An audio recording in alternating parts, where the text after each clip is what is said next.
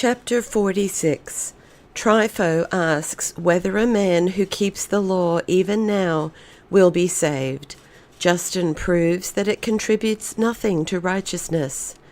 But if some, even now, wish to live in the observance of the institutions given by Moses, and yet believe in this Jesus who was crucified, recognizing him to be the Christ of God, and that it is given to him to be absolute judge of all, and that his is the everlasting kingdom, can they also be saved? He inquired of me. And I replied, Let us consider that also together, whether one may now observe all the Mosaic institutions. And he answered, No, for we know that, as you said, it is not possible either anywhere to sacrifice the lamb of the Passover, or to offer the goats ordered for the fast, or, in short, to present all the other offerings.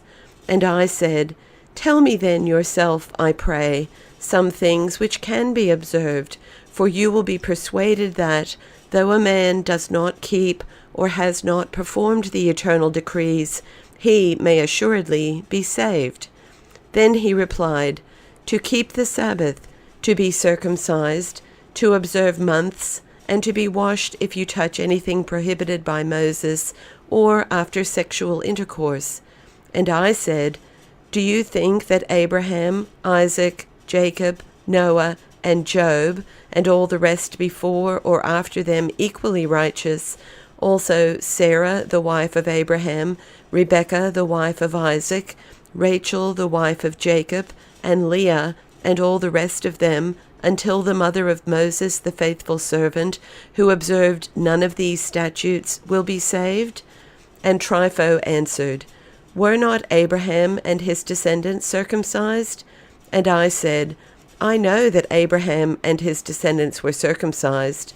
The reason why circumcision was given to them I stated at length in what has gone before, and if what has been said does not convince you, let us again search into the matter.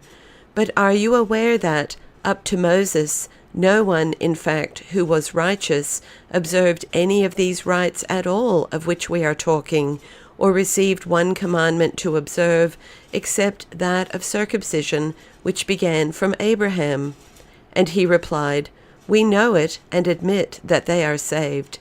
Then I returned answer, You perceive that God, by Moses, laid all such ordinances upon you on account of the hardness of your people's hearts, in order that, by the large number of them, you might keep God continually and in every action before your eyes, and never begin to act unjustly or impiously. For he enjoined you to place around you a fringe of purple dye, in order that you might not forget God. And he commanded you to wear a phylactery, certain characters, which indeed we consider holy, being engraved on very thin parchment, and by these means stirring you up to retain a constant remembrance of God, at the same time, however, convincing you that in your hearts you have not even a faint remembrance of God's worship. Yet not even so were you dissuaded from idolatry, for in the times of Elijah, when God recounted the number of those who had not bowed the knee to Baal, he said the number was 7,000, and in Isaiah he rebukes you for having sacrificed your children to idols. But we, because we refuse to sacrifice to those to whom we were of old accustomed to sacrifice, undergo extreme penalties and rejoice in death, believing that God will raise us up by his Christ, and will make us incorruptible and undisturbed and immortal. And we know that the ordinances imposed by reason of the hardness of your people's hearts contribute nothing to the performance of righteousness and of piety.